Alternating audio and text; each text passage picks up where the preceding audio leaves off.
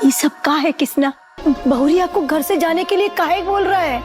ये बहुत लंबी कहानी है अम्मा, कभी आपको फुर्सत से सुनाएंगे। लेकिन फिलहाल के लिए आप बस इतना जान लीजिए कि हमारे और पायल के बीच में बिंदिया आ गई है, जिसकी वजह से हम तीनों की जिंदगियों में एक अजीब सी लड़ाई चल रही है। लेकिन आज बिंदिया के जाने के बाद वो सब सही हो जाएगा।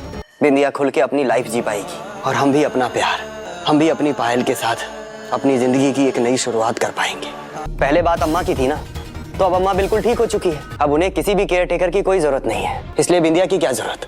और फिर हम लोग हैं ना अम्मा के साथ। सुहागन सीरियल में अम्मा जी की हालत में हुआ सुधार, अम्मा जी और बिंदिया हुए एक, पायल को सिखाएंगे सबक।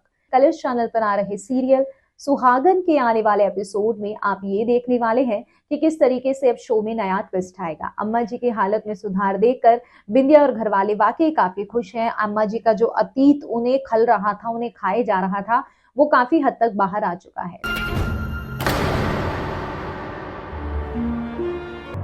अब ये खूंखार बुढ़िया बिंदिया के साथ कौन सी सीक्रेट गुफ्तगू कर रही है? बलदेव जी, कितनी देर हो गई है, जरा देखिए ना, कुछ आवाज भी नहीं आ रही है। अम्मा, अम्मा, क्या बात है? किसना का पक्ष तो हम सुने थे, बस बहुरिया का पक्ष भी सुनना चाहते थे। लेकिन ये जो पायल की करतूतें हैं, जो कि घर वालों के सबके सामने हैं, तो इसीलिए अम्मा जी का साथ बिंदिया दे रही है। यानी कि बिंदिया और अम्मा जी अब साथ में हो गए हैं, दोनों एक दूसरे का साथ दे रहे हैं।